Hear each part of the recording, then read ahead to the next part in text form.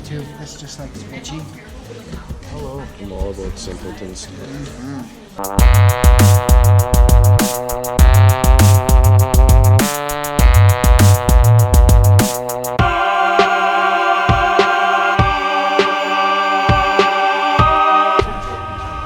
Matthew, by the way. Hi, Matthew. Oh, it's nice to meet It's you. very nice to meet you. It's awesome. It's okay if I film with the GoPro? Do anything you want. Awesome.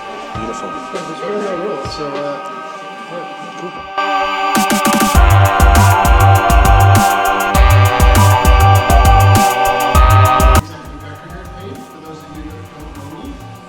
But I actually, I've been doing the One Take Super 8 event since the year 2000. There's iterations of it everywhere from Montreal, Ottawa, Vancouver, Winnipeg, Syracuse, New York, Fort Lauderdale. And 5 years ago, I brought the first one to Saskatoon while I was still living in Toronto. But it's been growing here, and every year we get more people interested in taking part, which is exciting that there's people still wanting to make a Super 8 film. We've never done a workshop before. I've always just sort of organized it, gave people a cartridge, tried to find them a camera, and then 4 weeks later see what happened. But they have a great idea saying, hey, what if we actually gave people a few tips on how to shoot Super 8 and what to do with a single cartridge of film? Because it's very different from video. In some ways it's a lot easier than video, and in some ways it's a little bit more, a few tips help you get the results you want. So tonight I'm going to go over a few things. Well over 1,000 of these things have been made just in the ones I've been involved with. You're watching a mix of some that were made in Australia. We started a partnership with the festival in Perth, Australia, where we send them a few films from our festival and they show them in Perth at their festival, but they're the same. They make these one-take cartridges in Australia, and we have them here. The big difference being they have composers make musical soundtracks for the films their filmmakers make, whereas the ones we do here, you as the filmmakers get to decide if you want sound or not. Quick survey, how many of you already have an idea in mind for the Super 8 film you want to make? That's amazing. That's great. If you already have an idea, then you're set. Shooting outdoors is your first big tip. Super 8 loves light. It's the big difference is this film needs a lot of light to get exposed. That's why like your video camera on your phone. The more sunlight you have, the better chance you have of getting a good image. If you're shooting indoors, I would recommend investing in, you know those little work lamps, those little yellow body box work lamps that are like 10 or 15 bucks? That's your best friend. It'll be really bright for whoever's in front of it, but it gives great results. And every camera, as I was mentioning earlier, is completely different. For some reason, when they invented these cameras, every single one was slightly different. But they all did the same thing. This cartridge goes in, they pull the trigger, you're filming. So that's, instead of a record button, they all have zoom lenses, they all have focus rings. Unlike your video camera that automatically finds focus, these things don't find focus, so you have to focus it yourself. When in doubt, use a tape measure. These things have a distance. If you're like this close to somebody, there's a good chance it's out of focus. You're better off being this far away and zooming in. So to get close-ups, you don't want to get too close because things will be out of focus.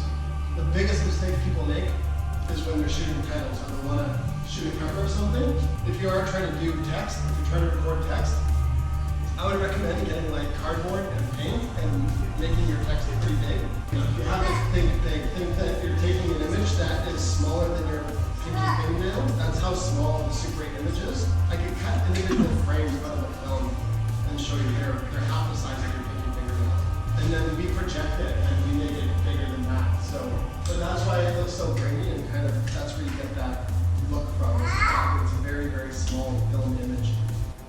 I don't know if I put the title on, we'll see, but anyways, the title of the film was D-flat clarinet. I didn't get to choose what instrument. So I had the learning band. I was stuck with the clarinet, but then it turned out I really liked the clarinet. But I only played it to like junior high because I was embarrassed with the clarinet because I realized it wasn't very cool. And I've always regretted that I never became like good at it. So anyways, this is a film about, none of that will come in, you won't see that in the film, other than this idea of like landscape in Saskatchewan. I thought the time of B-flat, the B-flat clarinet is the only C, for some reason it's called B-flat because that's the key tune. I thought it was a pun on the whole idea of Saskatchewan in B-flat place. So that was the premise for the film. And it's the only film where I've like had someone else be a camera operator, where I was purely the director. And then the goal was to have like a beginning, middle, end. So Sorry it's going to be so small, but that's okay too.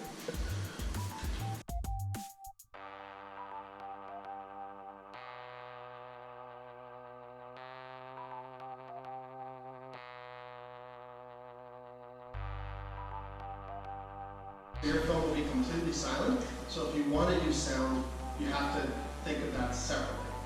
You will not get to see your film before the event. When you send the cartridge back to me, I send it to Lab. The first time you'll see your movie is at the event, so you kind of have to think of your soundtrack in advance. Or you can do it silent. Silent films are totally different. You can't rewind them. These are things I was great. Once you film something, once you pull that trigger, that's it. It's on here. You get one shot to go through this, and at 18 frames, that's 3 minutes and 20 seconds of film. So that's what's on this cartridge. So there's no rewinding, there's no retakes.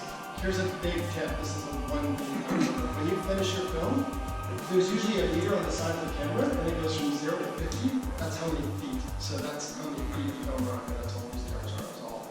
So you know halfway through your film is 25 feet. That means you shot 1 minute and 45 seconds. Give or take. So you'll watch that meter along the top. When you get to 50 feet, that tells you you're getting close. Some cameras will start making a bit of a sound, or inside the viewfinder, there'll be a flickering light that tells you you're getting close.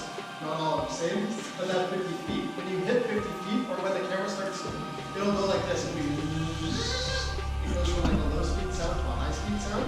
That means that it's not catching the film anymore. So right now it's that high speed sound. If I put the film in, it slows it down a bit because it's actually filming. When you pull your cartridge out, this is what's really important. At the end of it, the film will actually sound and explode. There'll be writing on this little part here. This is the film, and that means you're done. There's no more film. Film was invented before there was sound with film, so there was all sorts of projection speeds. Any lower than 18 frames a second, you get more choppy action. 18 frames a second is about as slow as you can film, where it still looks fluid like what you're seeing now.